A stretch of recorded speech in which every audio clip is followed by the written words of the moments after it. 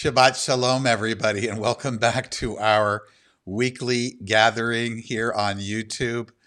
After a couple of weeks off, Happy New Year. What an eventful week this week was, and I'm going to talk about that in just a few moments.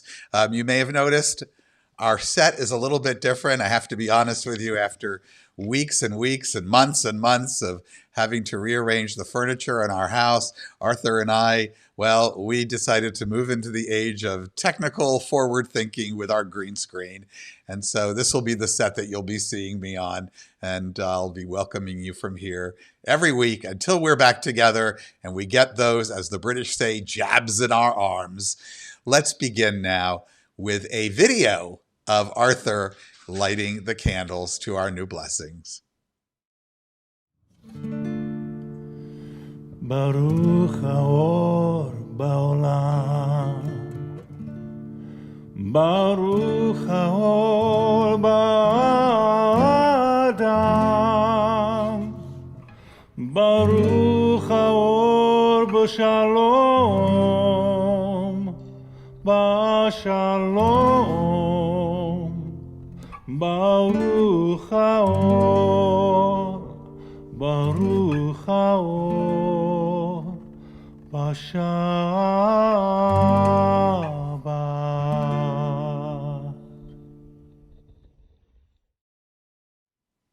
How beautiful are our tents when we stand together in unity and love in the name of hope and harmony. How fragile are our tents when our fears divide us, when we allow outside winds to blow within.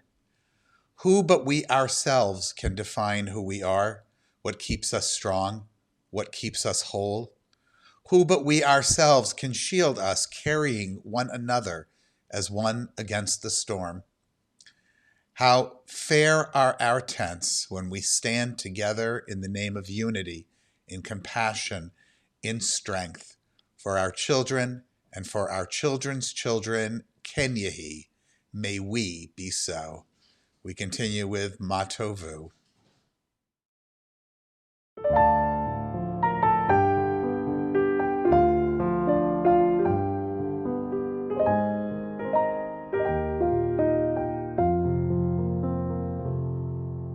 Ma tovu ohalecha Yaakov, ohalecha Yaakov, mishkenotecha Yisrael. Ma tovu ohalecha Yaakov, ohalecha Yaakov, mishkenotecha Yisrael. Likrat Shabbat lechu v'nelcha, lechu v'nelcha,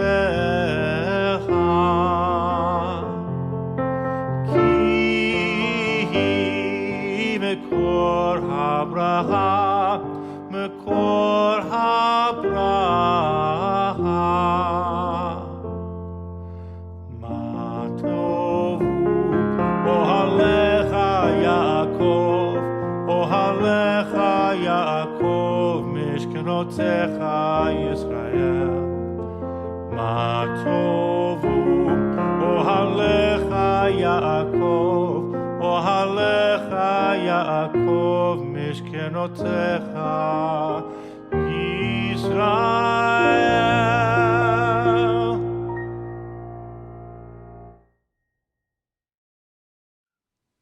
What is Shabbat? Ultimately, it is a call to action. For while on the seventh day our tradition imagines the world as it should be, the other 6 days of the week represent the world the way it is, broken.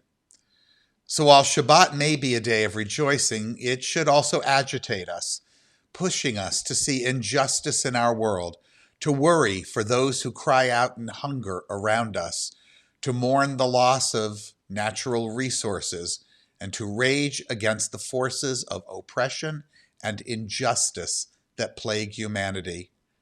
Shabbat was viewed by our ancestors as a taste of a better world. Our rituals, observances, and celebrations of the seventh day were designed to inspire our hope for redemption, depicting a vision of Tikkun Olam, a world repaired. Let's continue now with Al Shlosha Devarim. Upon three things does the world stand: truth, justice, and peace.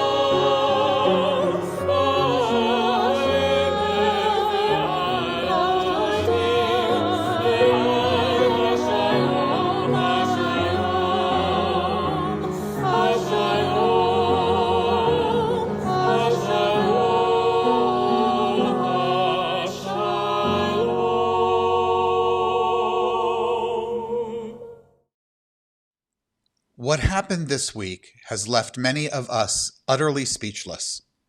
And I know that many of us are ready to move on, to finally exit this half-decade nightmare that we've been living through. But before we walk into that new dawn, we need to remind ourselves that while hope lies ahead, for humanists, hope is not a mere expectation that things will get better. To humanists, hope is, as Rabbi Wein put it, an act of will in the presence of evil. We have been in the presence of evil for far too long. And this week, we witnessed its consequences once again. Our job, therefore, is not finished, and we must learn from what took place. For humanists, for many of us, the most important value is respecting human dignity, the equal worth of every human being, each person's right to be treated with the same decency we expect for ourselves. The attack on our capital reminded us just how far we are from any kind of equality. I'm old enough to remember last summer's pictures of hundreds of combat fatigue-clad soldiers lined up on the steps of the Capitol building, while Black Lives Matter protesters peacefully demonstrated blocks even miles away. I'm old enough to remember last summer's tear gassing of Lafayette Park for Trump's Bible-thumping photo op. And yet, while we watched the spectacle on Wednesday, we saw very little of that kind of thing.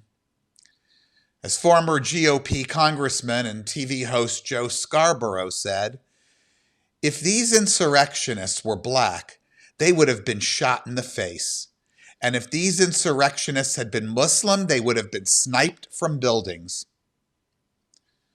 Black journalist Joy Reid summoned up the white privilege represented by all of this. White Americans are never afraid of the cops, even when they're committing insurrection, even when they're engaging in attempting to occupy our capital to steal the votes of people, she said, who look like me.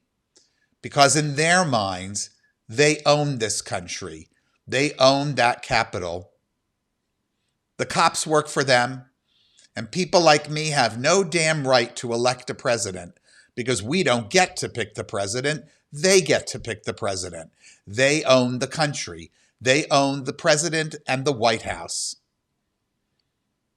Or as President-elect Biden put it yesterday, no one can tell me that if it had been a group of Black Lives Matter protesting yesterday, they would not have been treated very, very differently from the mob of thugs that stormed the Capitol. We all know that's true, and it's unacceptable, totally unacceptable. We should certainly honor those police who fought back.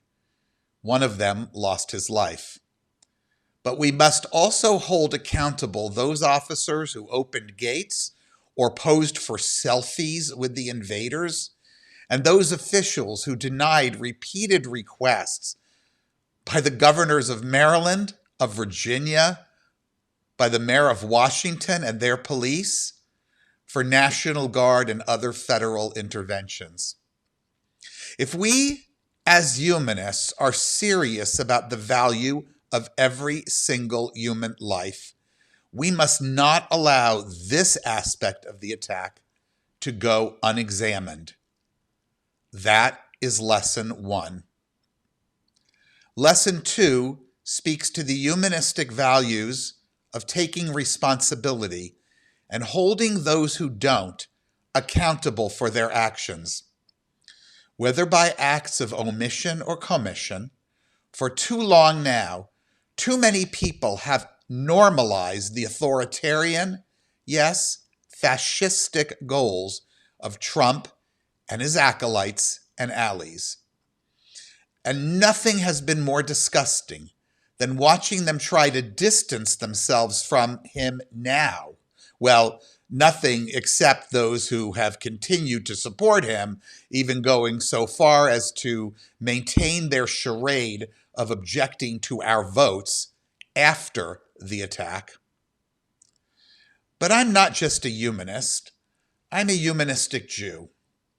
That means I try to learn from the Jewish experience. I believe that what we have gone through for millennia holds warnings and lessons. Too many among our people have betrayed those warnings and lessons, ignoring what has happened to our people whenever authoritarians have risen to power. After 18 months, I'm still shaking from that day when our congregation and so many others gathered in front of the Michigan Holocaust Memorial to protest the treatment of immigrants, only to find Jewish counter-protesters attending and supported by the Proud Boys, who were literally waving their white power hand signals in our faces. When Jews cannot recognize fascism, all the lessons of Jewish history, all of the lessons of the Holocaust are in vain. Over the past several years, I have been personally attacked by them, accused of having Trump derangement syndrome or being a traitor to Israel or the Jewish people because of my opposition to the evil authoritarian path that we've been on. As a humanistic Jew, I now demand that the Jews who supported all of this stand up and take responsibility and be held accountable. But will they? Just yesterday, I woke to read on the Jewish Daily Forward website an opinion piece headline stating, "I voted for Trump, but I didn't sign up for this."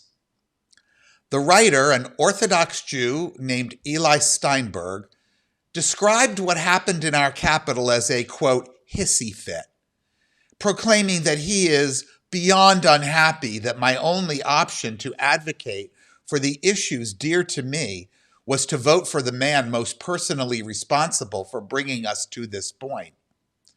To which I reply, Mr. Steinberg, you absolutely signed up for this. You and many, many other Jews knew exactly who you were voting for. You got your Jerusalem embassy, you got your Palestinian negating peace plan, and you got your thumbs up for the endless occupation, along with whatever else it was that you wanted. And now you want to evade responsibility for supporting the forces of anti-democracy, for standing with white supremacists? How could a Jew support any candidate whose most fervent supporters flash white power hand gestures, wear Camp Auschwitz t-shirts, or those 6MWE shirts, which you know damn well mean 6 million wasn't enough?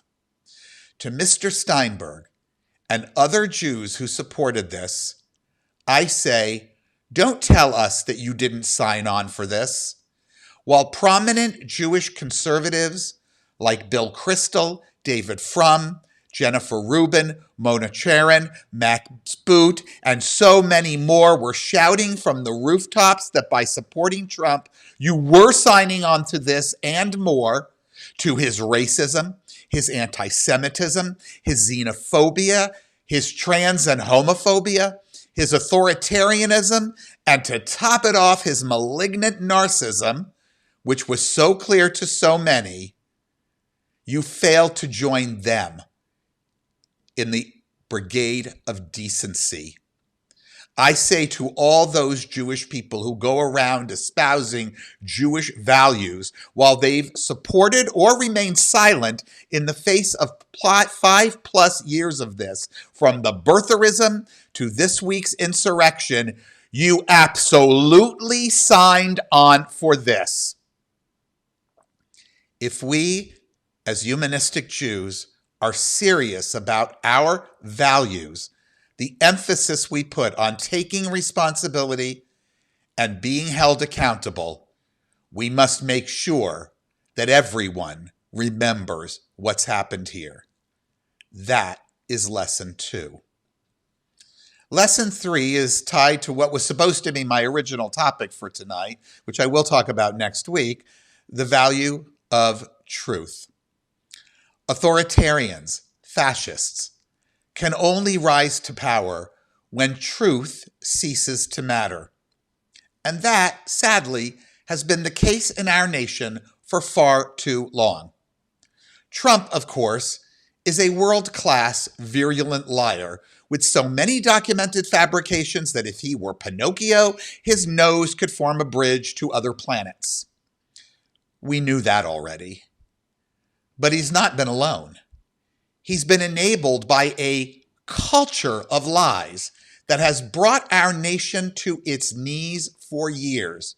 From birtherism to Charlottesville to the pandemic, undoubtedly and so sadly the deadliest of all those lies, to the lies this week and in the past months about election fraud, which even after the attack, we've seen 8 senators and 140 representatives try to remove to disenfranchise us on the basis of those lies. Our national discourse has not run on reason or rational thought, on those ideals and values that we humanists and humanistic Jews hold high, but on deception, a tsunami of lies so enormous that it is difficult to see how we're going to overcome it.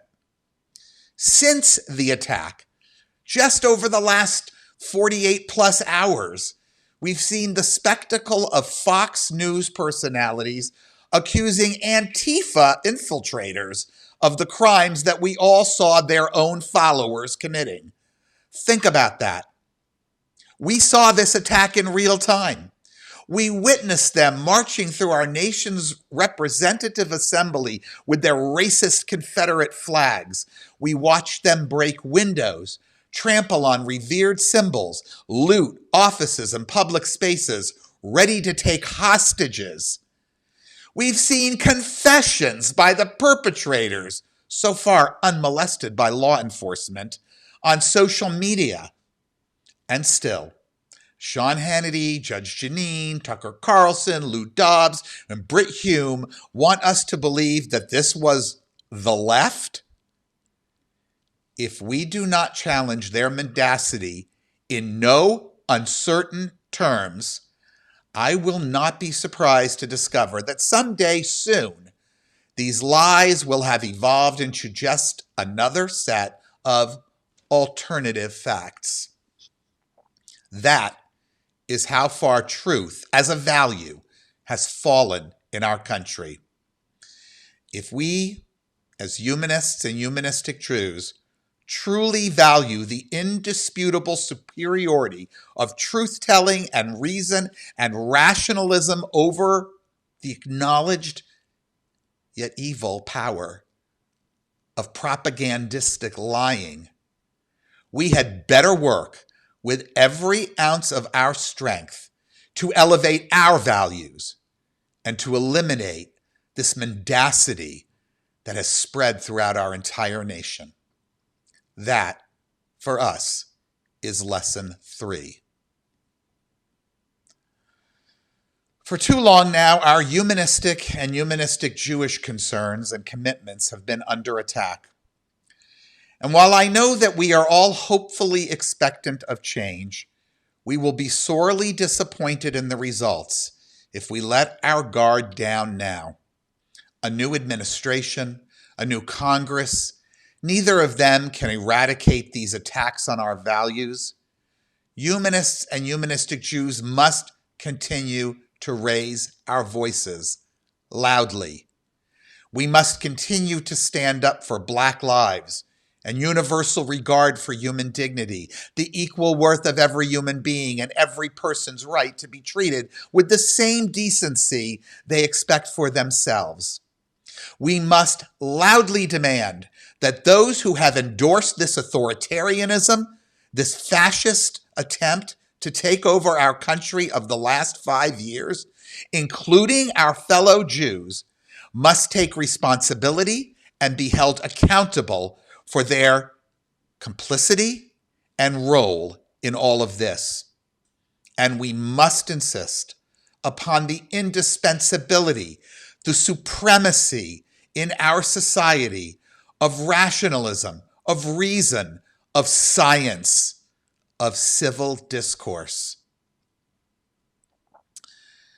With this new dawn now on the horizon, we may feel that we can now let our guard down, that we no longer need to be quite as vociferous, quite as loud, quite as insistent as we've been for the last 5 years.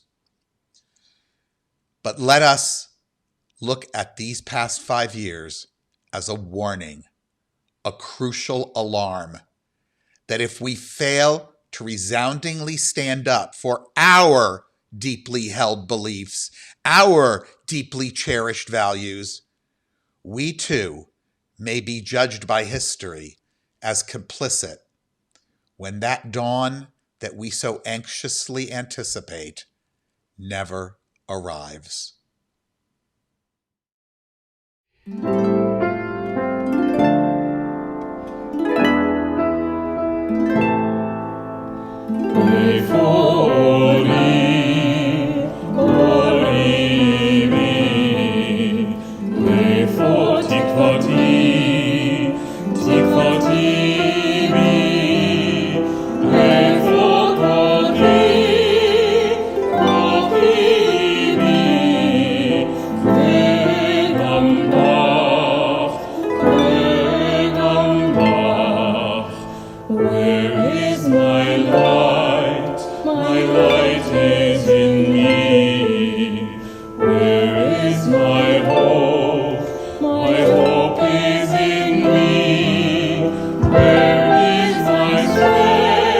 My strength is in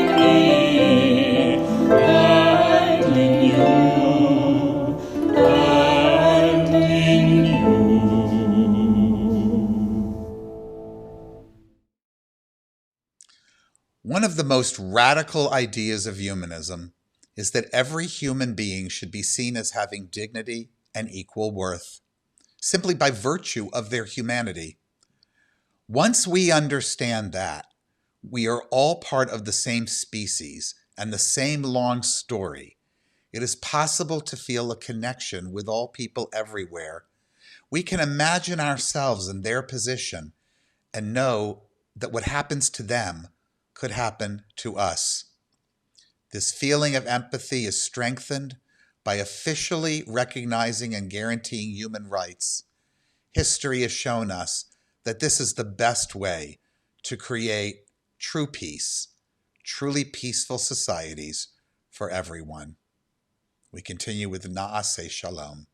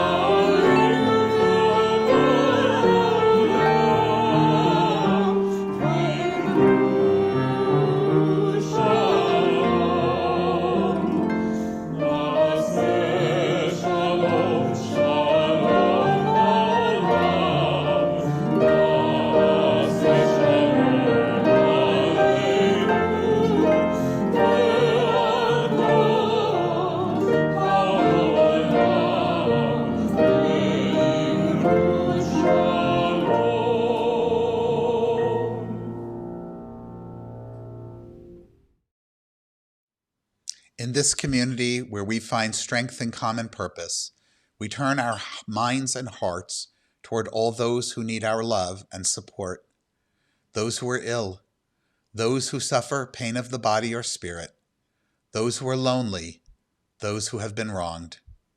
Tonight, our well wishes are extended to these members of our community and their loved ones, to Karen Hansen, Deborah Luria, Julie Eliason, Karen Tremper-Harris, Myron Tink, Peter Schweitzer, and Deb Drennan. May all who suffer know that they are not alone. May they be healed quickly.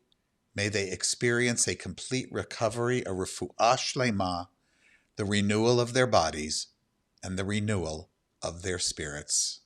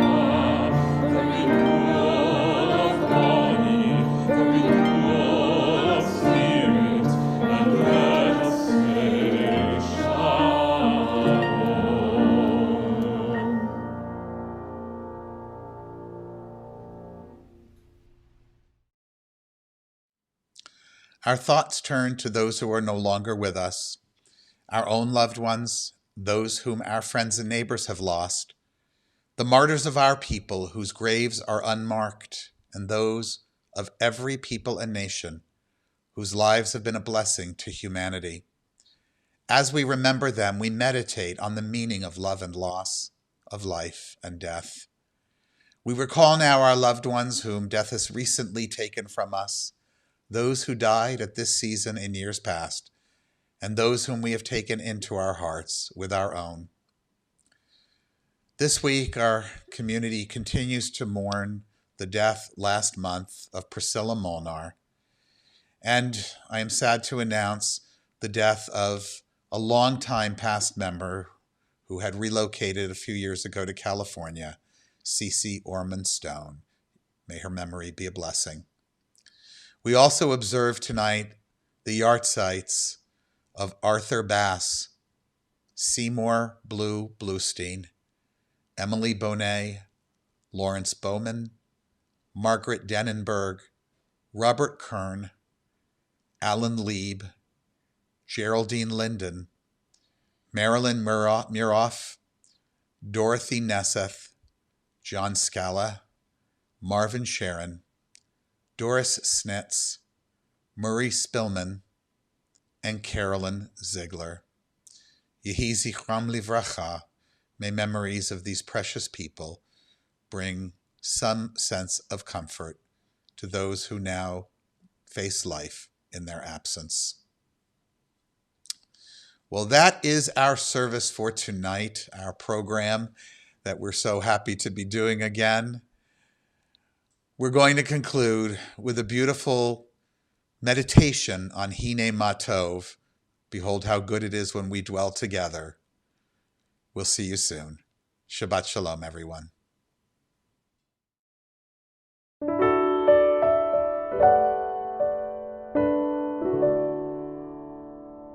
הנה מה טוב ומה נעים שבת אחים גם יחד. הנה מה טוב ומה נעים שבת אחים גם יחד. Behold how good it is when people dwell together, living as one people, hand in hand. What keeps us safe and strong is that we have each other, one human family across the land. Hine ma tov ומה נעים שבת אחים גם יחד. הנה מה טוב ומה נעים שבת אחים גם יחד.